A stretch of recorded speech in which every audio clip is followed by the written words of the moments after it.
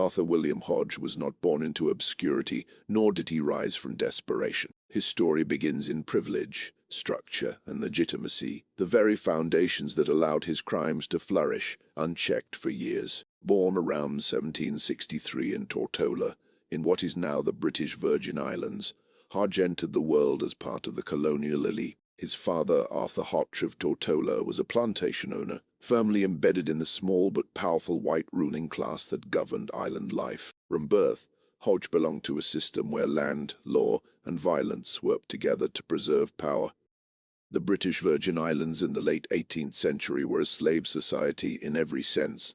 Enslaved Africans vastly outnumbered white inhabitants, and the economy depended almost entirely on plantation labor. Sugar, cotton, and other crops generated wealth for a few families, while brutality sustained the system beneath the surface. Within this world, a white child born into a planter family inherited not only property but authority over bodies, time, and punishment. Hodge grew up knowing that violence against enslaved people was not only permitted, but expected.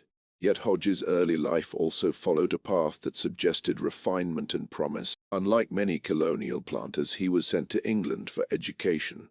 In December 1781, he matriculated at Oriel College, Oxford, one of the most prestigious institutions in Britain. Attendance at Oxford signified more than learning. It marked social legitimacy. It placed Hodge among the future administrators, clergy, and lawmakers of the empire. There he would have studied classical texts, moral philosophy, and theology subjects that preached reason, restraint, and virtue. This contrast is essential to understanding Hodge. He was not uneducated or isolated. He was immersed in the intellectual traditions of Britain, exposed to Enlightenment ideas and Christian doctrine. Later accounts described him as a man of great accomplishments and elegant manners. To those who met him socially, he appeared polished, articulate, and respectable. Nothing in his outward presentation suggested the extreme cruelty that would later define his name. Shortly after beginning his studies, Hodge entered military service. On 3 December 1782, he was commissioned as a second lieutenant in the 23rd Regiment of Foot. Military life reinforced rigid hierarchies and normalized the use of force as a tool of discipline. Officers commanded obedience, punishment maintained order. For Hodge, this experience further entrenched the belief that authority justified violence, especially when exercised over those deemed inferior. Hodge's personal life also strengthened his position within elite circles. One of his wives, Anne Hoggins, was connected by marriage to the Marquis of Exeter, linking Hodge indirectly to British aristocracy. Such alliances mattered deeply in colonial societies, where reputation and connections could shield individuals from scrutiny. Hodge married 3 times, and through these relationships, he maintained the appearance of a stable and respectable gentleman planter. For many years, Hodge remained away from Tortola. His return came in 1803, following the death of his father. With this event, Hodge inherited control of the family plantation at Bellevue. He was now no longer merely a member of the elite. He was a master in the fullest sense of the word. Bellevue was worked by more than 100 enslaved people, who represented both labor and capital. Under the law, they were property. Under daily reality, they were entirely at the mercy of their owner. Hodge did not limit himself to plantation management. He entered colonial politics, serving on both the Executive Council and the Legislative Assembly of the territory. These bodies shaped local laws and governance, including regulations affecting slavery. His presence within them placed him among the lawmakers, while he simultaneously ruled over enslaved people through near absolute power. This dual role as both enforcer and legislator meant that any challenge to his conduct faced enormous barriers. To understand how Hodge's cruelty escalated, it is necessary to understand the environment that enabled it. Colonial courts rarely intervened in matters of slave discipline. While some planters adopted internal rules limiting punishment, these were not binding.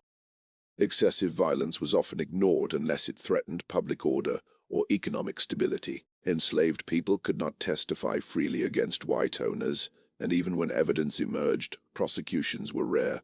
The early 19th century did bring changes. In 1807, Britain abolished the transatlantic slave trade. While this did not end slavery, it increased the value of enslaved people already in the colonies. In theory, this should have encouraged better treatment. In practice, it did little to restrain men like Hodge. The law still regarded enslaved Africans as property, and the boundaries of lawful punishment remained vague. Hodge operated in this gray zone, where cruelty could be rationalized as discipline. By the time of his wife Anne's death in 1808, disturbing signs had already emerged. Testimony later revealed that so many enslaved people had died on the Bellevue plantation that there were not enough left to dig her grave. Witnesses would state that in a span of just 3 years, at least 60 enslaved individuals had been buried, with only one death attributed to natural causes. Such figures point not to isolated incidents, but to a pattern of sustained violence. Yet during these years, Hodge's public standing remained largely intact. He was wealthy, politically connected, and socially respected among his peers. The suffering on his plantation was largely invisible to those who had the power to intervene, or, more accurately, it was seen and ignored. Fear, racial hierarchy, and economic interest combined to produce silence. This is the central paradox of Arthur William Hodge's life. He was a product of British institutions that claimed moral authority, elite education, military service, Christian society, yet he used the power those institutions gave him to commit acts of extreme cruelty. His transformation was not sudden, it was gradual, enabled at every step by a system that placed white authority above black humanity.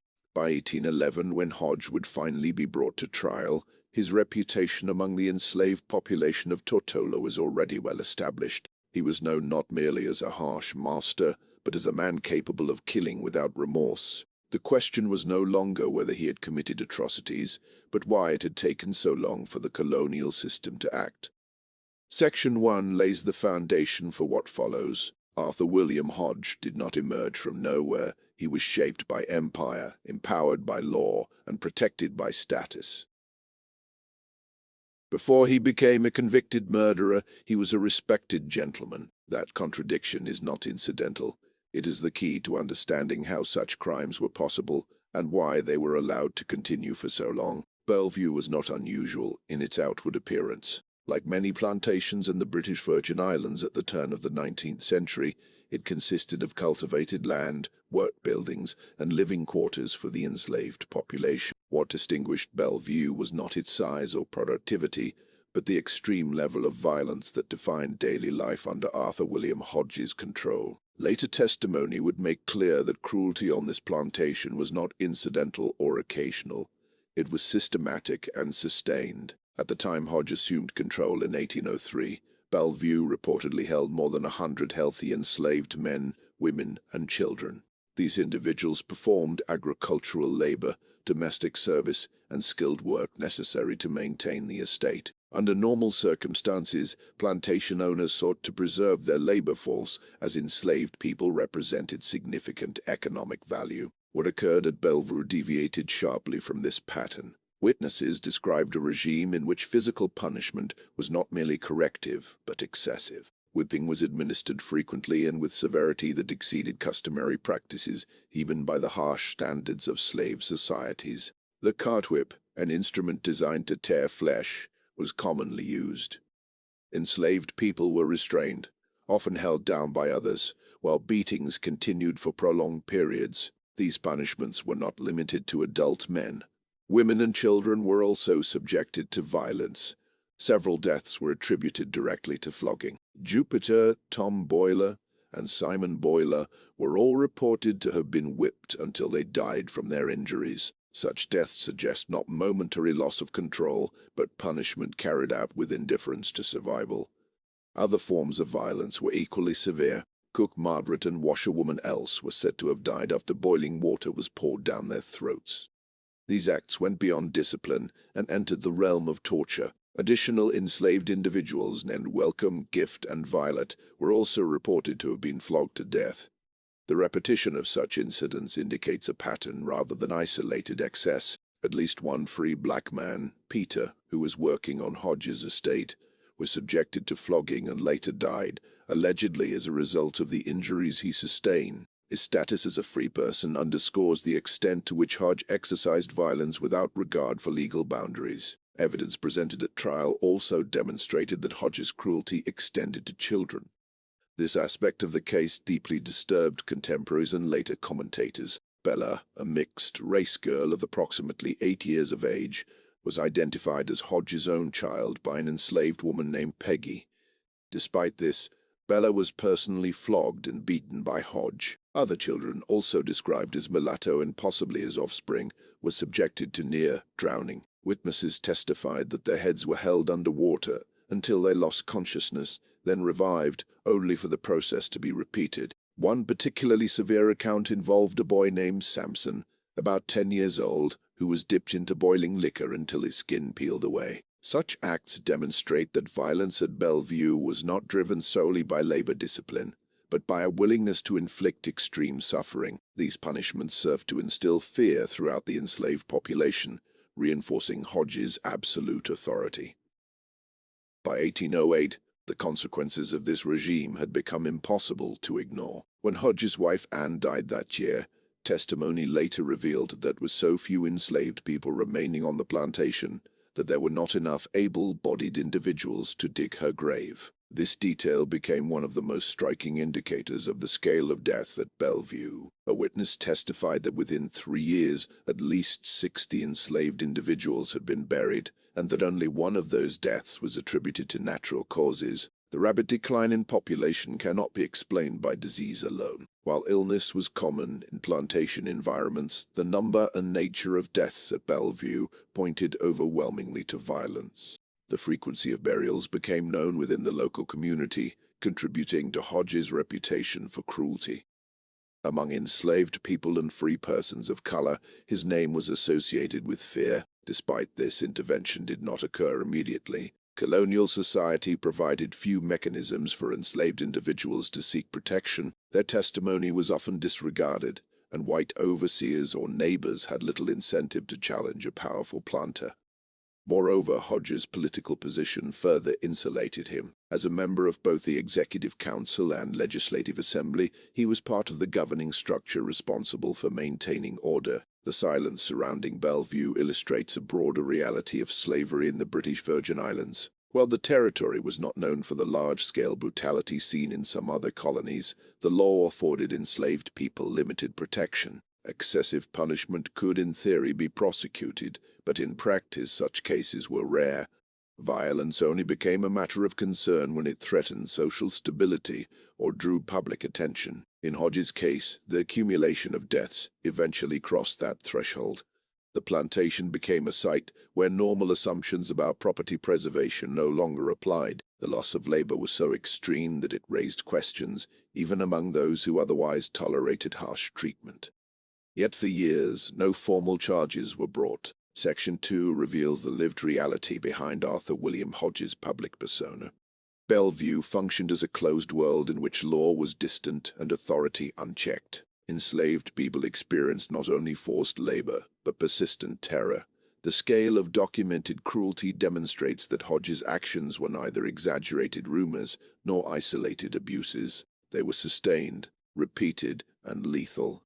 This environment set the stage for the event that would finally bring scrutiny upon Hodge. Among the many deaths that occurred at Bellevue, one would be treated differently by the colonial legal system. The death of a man named Prosper would become the focal point through which years of violence were, at last, examined. Among the many deaths associated with Arthur William Hodge's plantation, the death of an enslaved man named Prosper became uniquely significant. Unlike the other victims whose deaths were absorbed into the silence of plantation life, Prosper's case was documented in detail and supported by eyewitness testimony that could not be easily dismissed. His death did not occur in isolation, but within a broader pattern of violence that had already claimed dozens of lives. Prosper was an enslaved man owned by Hodge and assigned to work on the Bellevue estate. Little is known about his personal history beyond what emerged during the trial, a reminder of how slavery erased individual identities from the historical record. What is known is that the incident leading to his death began with a minor and commonplace occurrence, a mango that had fallen from a tree. According to testimony, the mango was claimed by Hodge as his property, and he demanded that Prosper pay 6 shillings for it. This sum was far beyond what an enslaved laborer could readily obtain. Prosper attempted to borrow the money from Perrine George, a free woman of color living nearby. She was only able to lend him 3 shillings. Prosper returned to Hodge and explained that he could not obtain the full amount. Hodge responded by ordering Prosper to be flogged. On 2nd October 1807, Prosper was laid down, held by 4 other enslaved men, and whipped with a cartwhip. Parent Georges testified that the beating lasted for an extended period, exceeding an hour. The punishment was severe enough that Prosper was unable to stand on his own afterward and had to be carried away. The following day, Hodge ordered that the punishment be repeated. Prosper was tied to a tree and flogged again. According to the eyewitness account, the whipping continued until Prosper's head fell back and he could no longer cry out. George stated that she believed he had fainted, and she turned away because she could no longer bear to watch. The descriptions suggest extreme physical exhaustion and injury, consistent with later medical conclusions about his cause of death. After the second flogging, Prosper did not recover. He remained injured and weakened for nearly 2 weeks. On 15 October 1807, 13 days after the initial assault, Prosper died from the wounds inflicted during the beatings. His death was not immediate, but the result of prolonged suffering following repeated acts of violence. At the time of Prosper's death, no immediate legal action was taken. This delay was not unusual within the colonial legal framework. Enslaved individuals were considered property, and deaths resulting from punishment were rarely investigated unless extraordinary circumstances were present. Hodge continued to manage his estate and maintain his political positions without interruption. It would take nearly 3 years before an indictment was issued. On 11 March 1811, Hodge was formally charged with Prosper's murder. By this time, political conditions in the British Virgin Islands had shifted. The abolition of the transatlantic slave trade in 1807 had heightened anxiety among colonial authorities, and concerns about slave unrest were growing. Reports of Hodge's conduct had circulated widely, contributing to his reputation as exceptionally cruel. When news of the indictment reached Hodge, he fled from his estates. His attempt to evade arrest suggested an awareness of the seriousness of the charge. A warrant was issued, and he was apprehended shortly thereafter. The decision to prosecute focused specifically on Prosper's death, rather than the many other fatalities linked to Bellevue. This narrow approach reflected both legal constraints and strategic considerations, as prosecuting a single, well-documented case offered the strongest chance of conviction. Prosper's case stood out because it involved a clear sequence of events, identifiable witnesses, and a defined cause of death. The testimony of Parent Georges, as a free woman of color, carried particular weight. Although racial prejudice still affected credibility assessments, her status placed her testimony on firmer legal ground than that of an enslaved witness. The focus on Prosper did not mean that the other deaths were ignored entirely. Evidence of Hodge's broader pattern of cruelty was introduced to establish intent and character, even if those deaths were not the subject of separate charges. In this way, Prosper's death became a gateway through which the violence of Bellevue was finally examined in a court of law. Section 3 marks the turning point in Arthur William Hodge's story. For years, violence on his plantation had been tolerated or overlooked. Prosper's death, documented and witnessed, could not be so easily absorbed into silence. It exposed the limits of colonial tolerance for cruelty and forced the legal system to confront a question it had long avoided: whether a slave owner could be held criminally responsible for killing an enslaved person. Arthur William Hodge's trial in 1811 marked a rare and unsettling moment in the legal history of the British West Indies. While violence against enslaved people was widespread and often ignored, the prosecution of a white planter for the murder of a slave challenged long-standing assumptions about power, property, and the limits of colonial law. The proceedings were closely watched, not only in Tortola but across the region, because they raised a question many slave owners believed would never be asked in a court of law. Following his indictment on 11 March 1811, Hodge was arrested and brought to trial in Tortola. The charge concerned the murder of Prosper, rather than the many other deaths associated with the Bellevue plantation. This narrow focus reflected legal strategy and evidentiary constraints. Prosper's death could be supported by a clear sequence of events, eyewitness testimony, and a demonstrable link between punishment and fatal injury. The prosecution sought certainty in a legal environment that was otherwise hostile to cases involving harm to enslaved people. The court in which Hodge was tried reflected the racial and social hierarchy of the colony. Judges, jurors, and legal officials were drawn from the white elite. Enslaved people were not recognized as equal participants in legal proceedings, and their testimony carried limited weight. Against this backdrop, the prosecution relied heavily on witnesses whose credibility could not be easily dismissed under prevailing legal standards. 3 witnesses proved central to the case. The first was Stephen McKeough, a white man who had inspected the Hodge estate. His testimony corroborated reports of excessive punishment and provided an external assessment of conditions at Bellevue. The second was Perrine George, the free woman of color who had witnessed Prosper's flogging. Her account offered a detailed chronological description of the assaults, linking Hodge's actions directly to Prosper's injuries and subsequent death. The third was Daniel Ross, a justice of the peace whose involvement lent institutional authority to the prosecution's case. Hodge's defense strategy was limited. Rather than offering a comprehensive alternative explanation for Prosper's death, his counsel focused on attacking the credibility of prosecution witnesses. McKeough was portrayed as a drunk, while Georges was accused of theft. These attempts reflected a common defensive tactic in colonial courts: discredit the messenger rather than confront the substance of the evidence. Hodge did not attempt to undermine the reputation of Daniel Ross, whose standing made such an approach impractical. In support of his defense, Hodge called 2 witnesses. One was his sister, Penelope, whose testimony sought to portray him as a humane master. The other was described in contemporary reports as an old black woman. The latter's testimony was treated with skepticism by the court, reflecting both racial prejudice and doubts about reliability. Reports suggest that neither witness significantly weakened the prosecution's case. As was customary in common law proceedings, Hodge was permitted to address the jury before they retired to consider their verdict. His statement combined acknowledgement and denial. He admitted guilt regarding the treatment of many of his slaves, yet denied responsibility for Prosper's death. He framed himself as a man sustained by religious faith and portrayed the prosecution as driven by public hostility. His words suggested resignation as much as defense, acknowledging the gravity of the situation while maintaining his claim of innocence in the specific charge. The jury was also instructed by Richard Hetherington, president of the Council of the Territory.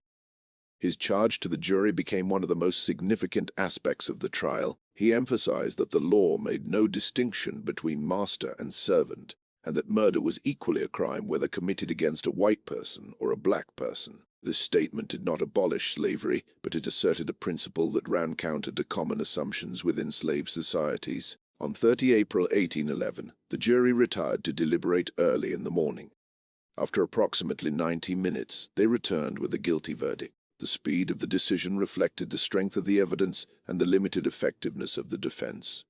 At the same time, a majority of jurors recommended mercy. Such recommendations were not legally binding, but they revealed the discomfort felt by members of the white elite at condemning one of their own to death for the killing of an enslaved man. Chief Justice Robertson delivered the sentence. He ordered that Arthur William Hodge be hanged by the neck on 8 May 1811 near the common prison until he was dead. The sentence was unequivocal. Despite the jury's recommendation for mercy, the court imposed the maximum penalty available under the law. The trial's significance lay not only in its outcome, but in what it represented. It demonstrated that, under certain conditions, colonial law could be applied against a slave owner. Yet it also revealed the narrowness of that accountability. Hodge was tried for one death among many, and only because the evidence was unusually strong. The system did not suddenly become just. It merely acted when the excesses of power became impossible to ignore. Section 4 captures the moment when private violence entered the public record. The courtroom became the space where years of cruelty were distilled into a single legal question: whether a master could be guilty of murder for killing his slave. The guilty verdict answered that question affirmatively, but left many others unresolved. On 8 May 1811, Arthur William Hodge was executed by hanging in Tortola. The location was near the common prison, a public space chosen deliberately to affirm the authority of the law. The execution was witnessed by officials, local residents, and members of the colonial society who understood the moment as exceptional. It was rare for a white planter to be put to death for the killing of an enslaved person, and rarer still for such a punishment to be carried out without reprieve. Hodge maintained his innocence regarding the specific charge of murdering Prosper until the end. Contemporary accounts suggest that he acknowledged wrongdoing in his treatment of enslaved people generally, but continued to deny that his actions had caused Prosper's death. His final statements reflected a mixture of religious resignation and self-justification, consistent with his courtroom address. The execution proceeded as scheduled, and Hodge was pronounced dead shortly thereafter. In the immediate aftermath, the colonial administration took steps to ensure that the event did not destabilize plantation society. There was no broader investigation into the deaths of other enslaved people at Bellevue, nor were similar prosecutions pursued against other slave owners known for brutality. The case was treated as an exception rather than a precedent. By isolating Hodge as an individual offender, the system avoided confronting the structural violence inherent in slavery itself. The legal consequences of the case were therefore limited. While the trial demonstrated that colonial law could, in theory, punish a slave owner for murder, it did not meaningfully alter the everyday realities of enslaved life in the British West Indies. Enslaved people remained property under the law, and protections against abuse were weak, inconsistently enforced, and dependent on white witnesses and officials willing to intervene. In Britain, news of Hodge's execution circulated among abolitionist circles.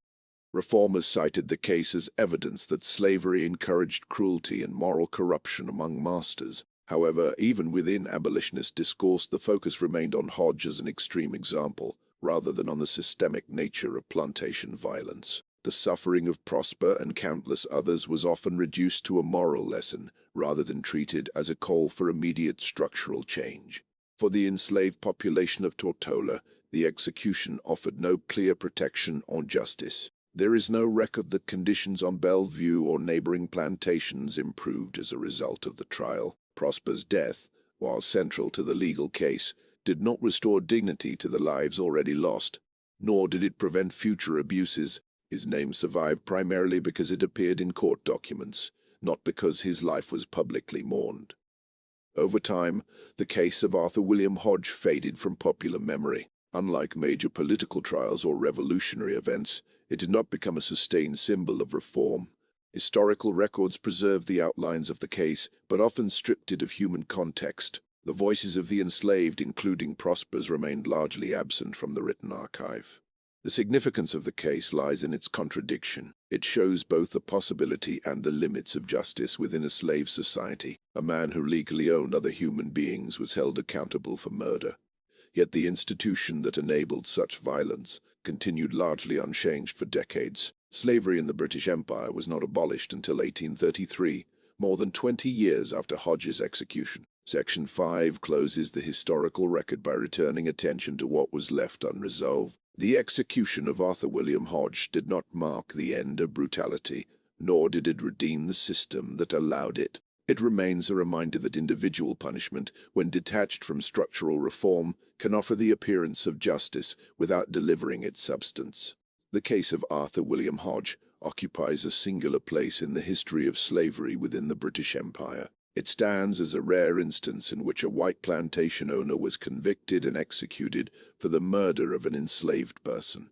Yet its rarity is precisely what limits its meaning. The execution did not represent a moral turning point for the slave system, nor did it establish durable legal protections for the enslaved. Instead, it revealed the narrow boundaries within which justice could operate in a society built upon human ownership. Hodge was punished not because slavery was incompatible with law or morality, but because his violence became too visible, too excessive, and too politically inconvenient to ignore. The same legal framework that condemned him continued to define enslaved people as property, denied them testimony on equal terms, and left countless other deaths unexamined. Prosper's killing reached the courts, while dozens of other lives disappeared into plantation records without consequence. The trial therefore exposes a central contradiction of imperial law. It could momentarily acknowledge the humanity of an enslaved victim, yet it refused to dismantle the institution that made such crimes routine. By treating Hodge as an aberration, colonial authorities preserved the legitimacy of the wider system. Responsibility was individualized, while structural violence remained intact. Remembering this case is not about elevating the punishment of one man as evidence of justice served. It is about recognizing how limited that justice was and how many voices were excluded from the historical record. Prosper is known today only because his death intersected with colonial politics and law. The others, Cuffy, Else, Margaret, Jupiter, Welcome, Gift, Violet, and many more remain largely unnamed beyond trial testimony. The story of Arthur William Hodge ultimately reminds us that legality does not equal morality, and that punishment without reform offers only the appearance of accountability. In the long arc of history, the case marks not the triumph of justice, but a brief and fragile crack in a system that would continue for more than 2 decades after his execution.